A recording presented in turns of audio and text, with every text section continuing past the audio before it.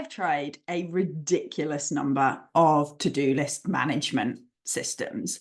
Everything from bullet journals, online Kanban boards, the getting things done system, the total workday control system, productivity ninja, whiteboards, little different colored cards like physical cards, Notion, ToDoIst, all those different apps that you can get, planners, diaries, literally, I think pretty much anything you can think of, I have tried. And almost every single system has lasted a period of time that's not necessarily very long. All of them took quite a long time to set up, by the way, just so you know that bit too.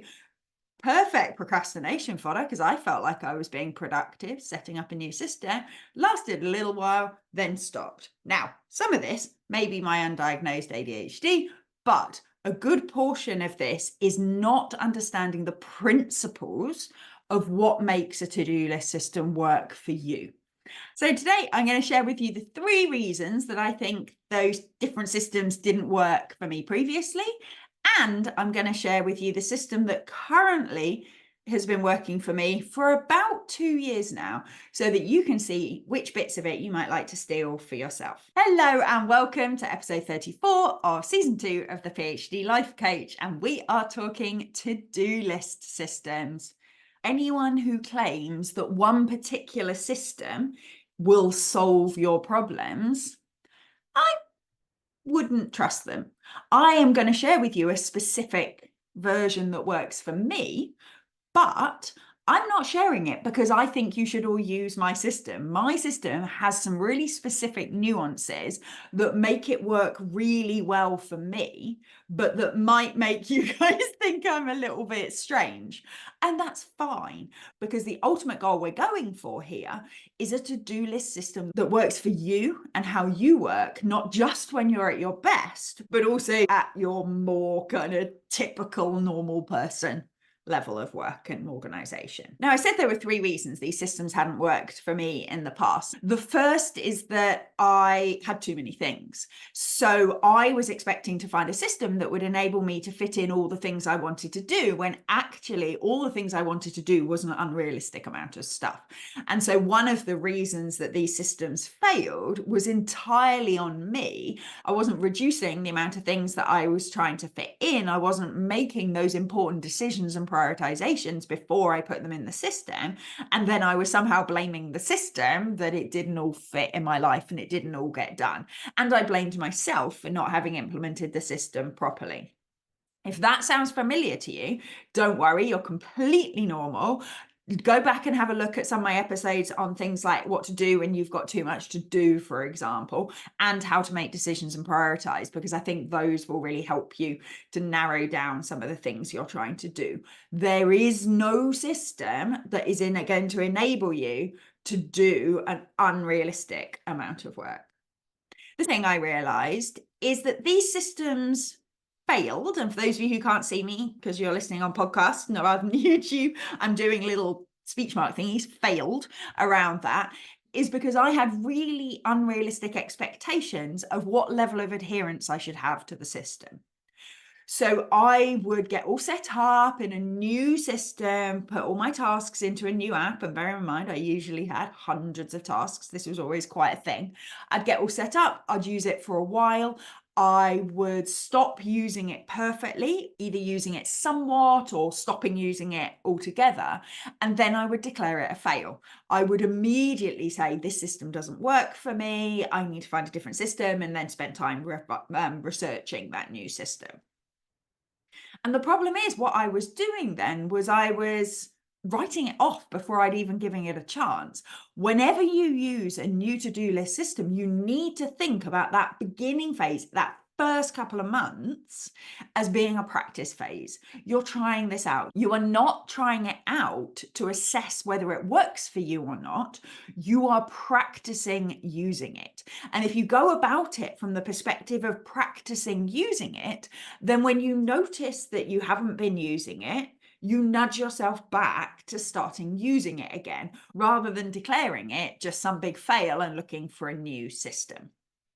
So remember, you are practicing, you are figuring out what works for you, you are optimizing it for your own tendencies, your own work style, and your own preferences. And if you can see it more like that, as a work in progress, rather than a kind of yes, no test, is this system going to work, then it really changes the way you engage with the new system. The third thing is the thing that I'm going to spend the bulk of this episode talking about, which is I had no system for choosing which approach I was going to take. I would just see a new way of doing it. I'd see a little YouTube about Notion worksheets, or my friend would show me her beautiful bullet journals, and that would inspire me to be like her, or somebody else would say, I do it like this, and I'd try that out. I had no system for deciding whether it's an appropriate system for me or not. So when we're thinking about something that's tailored for ourselves, it's really useful to figure out what are the principles that will make this a good system for me. Now, what I'm going to do today is talk you through some of the principles that I now look for in a system, and the principles that have led me to the system that I'm using at the moment. And I stand by these principles. I think that a good chunk of these principles will be useful for you as well. You will listen to them and go, oh yeah, I need a system that does that. Yeah, I need a system that does that. There's other bits that are about my personal preferences that won't make sense for you. So as you're listening, I want you to evaluate each of the principles for yourself, see whether you want to adopt it as a principle that's relevant for you. And if you don't, what would you swap it for? What additional principles would you add to the ones that that would enable you to decide that a system could work for you? So at the moment, I have 8 principles. Who knows if we'll make up more as we go along. But the first principle is it needs to be a system that I can implement imperfectly and still return to a state of order. I know I am never, ever going to find a system that I stick to absolutely perfectly. I am not that person. You might be. Maybe you are somebody who loves being systematic and methodical and all of those things. And you know that when you've got a system you like, you will stick to it absolutely beautifully. I'm not that person. I get caught up in things, especially when I've got time urgent stuff happening, and I forget to use my systems. Now, I'm working on that myself. I'm working on that through my own coaching and things, but I have to be realistic about who I am and plan for the real version of me rather than the version of me that I wish I was. And what that means is a key principle for me is that I have to be able to sort of return to it, having not used it for a few days, and be able to sort of get it sorted out relatively quickly and get back on track. Now, I'm getting way better at allowing that gap to be less time. I used to let these things slide for ages and ages, and then it would take quite a long time to get back. But I need a system where I can disengage with it for a while and still return to it and sort it out. For a while, that led me to things like non-dated planners, so that you could miss weeks and not miss pages. That worked quite well for me, but there was other things that was lacking that I'll talk about in a second. But something that I could use inconsistently was really important. Kind of part of that is having a system for where I capture things that I need to do when I'm not using the system perfectly. So in an ideal world, you would have a single place that you capture your tasks, and then you do them from there. That would be dead straightforward. Wouldn't that be lovely? That's not how my life works. I have bits of paper from my mum telling me to book my boiler service, which I still haven't done yet. So I have those on bits of random paper on my desk. I have bits that I've jotted down in my phone. I have emails that I've sent to myself, emails that other people have sent to me. I have bits and pieces. And I'm always trying to narrow down the sources of things. I mentioned at the beginning that I read a book called How to Be a Productivity Ninja. I actually really like that system. Again, I had to modify things for myself. There were bits of it that are overly complex for me, but one of their key principles is being able to collect all the places. They have a CORD model, CORD, and the C is collect. And that's all about knowing where your tasks are coming from. And so I needed a system where the fact that I had tasks in a few different places was not insurmountable and that could be relatively easily reconciled back into my to-do list system. The second thing is that I need to be able to throw things over the horizon. Now, this is a phrase that I originally came across with the total workday control system that I was introduced to, like, I don't know, 15, 20 years ago, I guess. It's developed by Michael Linenberger. I had a proper old school book on it, which taught you all these little Outlook tricks as to how you could manage your task systems. But this principle of throwing tasks over the horizon means capturing tasks that you do need to do, but that you don't need to do now, and having them there in a way that you can't see them until you need to action them. Often we end up with these huge long lists that are really overwhelming. And whilst I've got a lot better at managing my thoughts, it's not the list that makes me overwhelmed, it's the thoughts I have about it. I also know that it's a lot easier to have those overwhelming thoughts when you've got a huge list in front of you and where half of it you don't even need to do yet, but you've just got to keep track of it. And so with throwing things over the horizon, you have a system whereby you will find it when you need to do it, but that you can't see it every day when it's not what you need to be doing. This rules out an enormous number of systems. Most systems aren't set out to cope with that, especially most paper-based ones, which I always have a natural affinity with, yet it's incredibly important for me. Again, part of that is that I also need a system that will show me if there's something that I've been kind of kicking down the road every time, where it's never quite come to the top of my to-do list. I need a system that kind of flags that to me so that I can then make a decision, right, we do this thing now, so it's gone, or let's just decide we're not doing it. Because if we keep pushing it back, we might as well just decide we're not doing it. The third thing is that I need to be able to sort my tasks by role. Now, this is something, if you haven't already listened to my podcast about role-based time blocking, go back, listen to that. It's one of my favorites. I refer back to it a lot. And the idea there is that you plan your week by giving yourself chunks of time to be in different roles. So for me, those are now business-related roles. So sometimes I'm in coach mode where I'm working with clients. Sometimes I'm in content creation mode when I'm doing things like this or writing my book or whatever it is. Other times I'm in finance mode, operations mode, CPD mode, for example, all different roles. If you're a PhD student, it might be writer, data analyzer, laboratory demonstrator, whatever it is. If you're an academic, you will know you already have a ton of different roles. You're a PhD supervisor, you're a personal tutor, you're a lecturer, you're a researcher, you're a principal investigator, manager. And because I use that time system, so this morning I'm in content creation role before I switch to my coaching session at 10. And therefore, I want to only be able to see my content creation tasks. I don't want to be looking at my to-do list when I'm meant to be doing content creation work and going, oh, I do need to send those invoices. Those invoices I want to see when I'm in operations mode later. So I need to be able to sort by the role that job is kind of part of. Again, this, in theory at least, rules out most paper-based systems, although I'm going to tell you my workaround for that in a second. It also rules out quite a lot of other systems that don't have that sort of functionality. My fourth thing, and to be honest, this doesn't rule out any system, but this is about how we use it, is I need every step to be very specific and very actionable. So I need to be able to see exactly what I need to do. So I had on my list, which I'm just pulling up in front of me, I had on my list, write the next section of my book, was what I'd written. And what I've done this morning is turn that into much more actionable steps. Add this section, look up that bit, right, that section, much more specific what I need to do step by step. And any system that I use needs to have that ability to have multiple steps.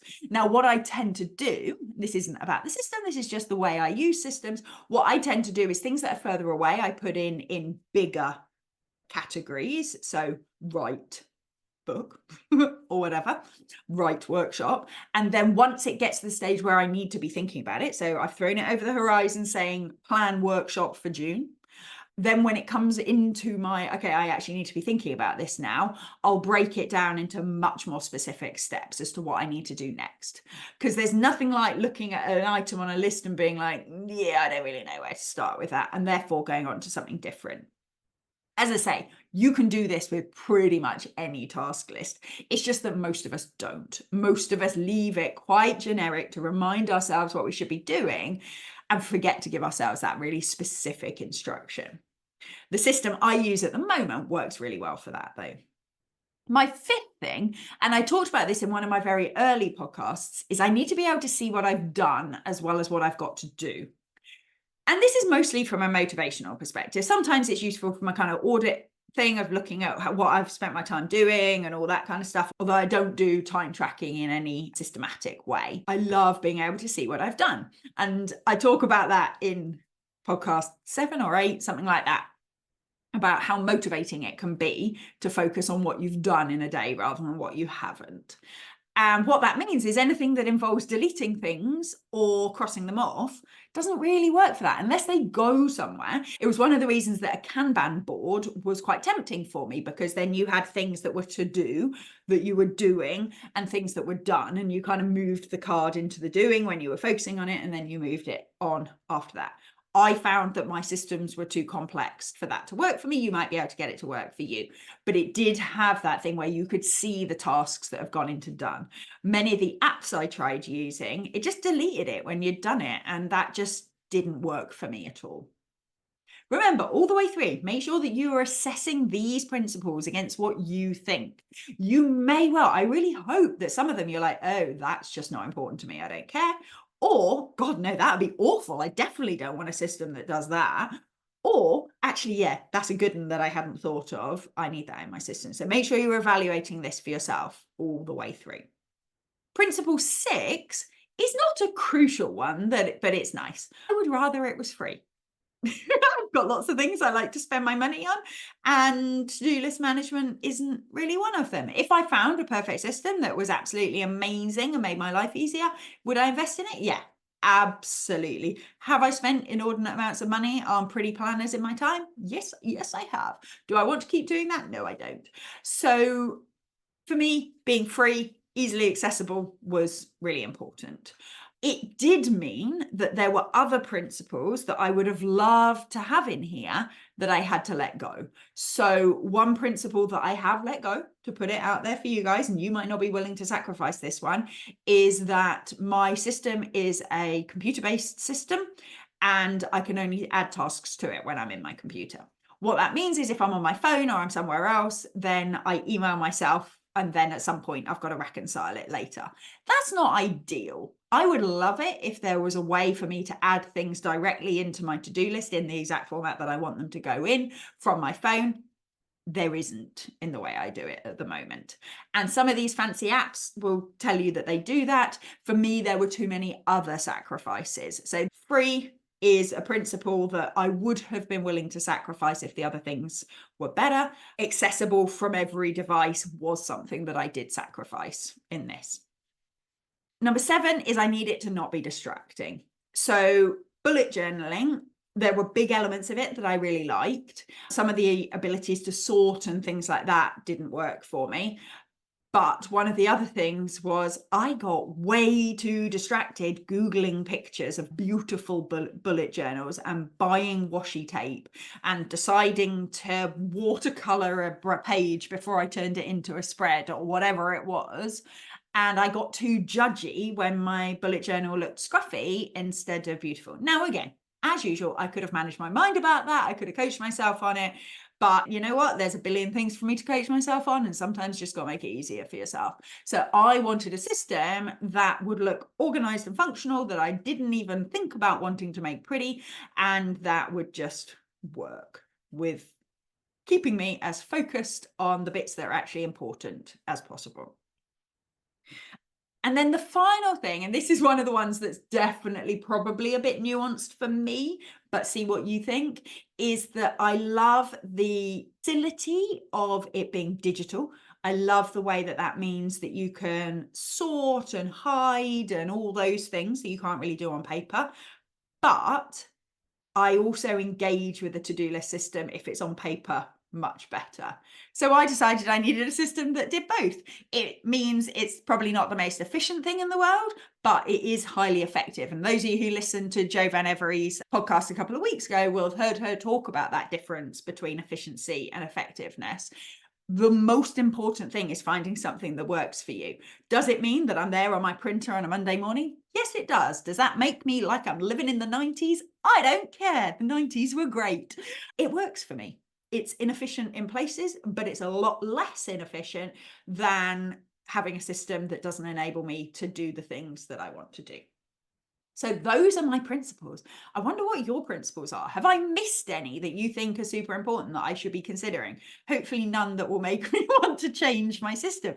But do let me know. You guys can always get in contact with me. If you're not already on my newsletter, please, please, please go to my website and sign up. So it's the PhDlifecoach.com, and you'll see the work with me, join free online community. You can sign up for my newsletter. You'll get an email every week, which talks about this podcast, gives you some take-home messages, gives you some activities and reflective questions and all that sort of stuff. Blah. So it makes it much more likely you'll take things that you're hearing in this podcast and actually create actionable change in your life rather than just listening to me and then forgetting. So make sure you sign up for that. So let me tell you about my actual system. And the good news is that I turned it into something that you can have too, if you would like. If you sign up to my newsletter, you will get sent a file that will give you my task management system. And that's because my task management system is an Excel file. I know, deeply unsexy. Like I say, we're in the 90s, it's happy days. But it works. It works really well. So the main sheet that I use, imagine just an Excel sheet, the main sheet that I use is called tasks. And this is where everything goes. I have a column that has week commencing.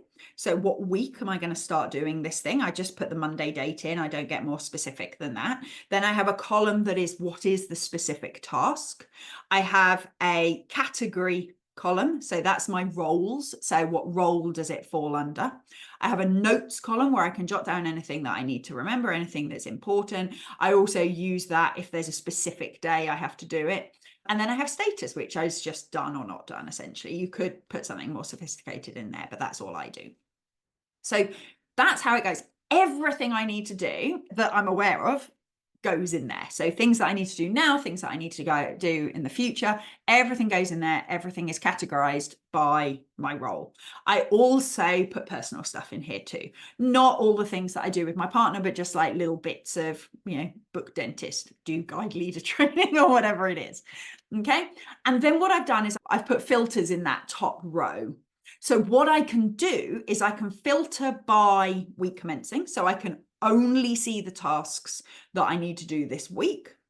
And I can then filter by role to see what I need to do in each role. So what my system is that as things come up, I put them into that task. Those things might be coming in on my emails. They might just be from my ideas. So I put those in as tasks and I put in an approximate date that I'm going to do it. If I'm not sure, if it's a general idea for the future, I just put it in and put the week commencing as future. Okay. And then every now and again, I can filter by future, see all the future things and decide whether any of them are actually coming into play, whether they're actually things I want to implement or not. If not, I can either leave them there if I might do them at some point, or I delete them at that point. So I put it on this week, see what comes up. Is that a manageable amount of work when I look at this week? Fiddle with it. If not, chuck some stuff to next week, put other stuff in the future if it's things that aren't urgent and that I don't want to do right now. And then what I can do is I can toggle by role. Now, all you normal people who might be able to work from digital systems, you could just use it like that. So that when you go into operations mode, you just toggle to operations and you start working through those systems. I like paper and I like writing things down, and I have a metal ruler, which I'm showing the people on YouTube. I have a metal ruler that I like underlining things with and crossing things off. I don't know why. I just like the tactileness of it. So I thought, you know what? I'm going to enable this to happen. So what I do on a Monday morning, I reconcile all of this. I chuck in anything that I haven't thought of. In theory, I do that on a Friday night. I rarely do it on a Friday night. Monday morning, sort it all out, get it down to what tasks I'm doing today. And then I just go through, I go to filter for coach tasks, print it out. Filter for operations tasks, print it out. Filter for program. So I'm running my Be Your Own Best Boss program at the moment for PhD students and postdocs. Filter for program, print it out. And then I have a clipboard, because again, clipboards make me feel really organized. So this is the bit. You might not want to copy this part of it. This is me and my own strange brain. Clipboards make me feel organized. So those of you on YouTube can see I have a clipboard with about 6 or 7 bits of paper on it, each of which is a different role, and each of which only has 3, 4 items on it, which suddenly makes it feel like, you know what, I can win this. I can do this. So I'm looking, my top sheet here, because it's what I've been working on at the moment, is program.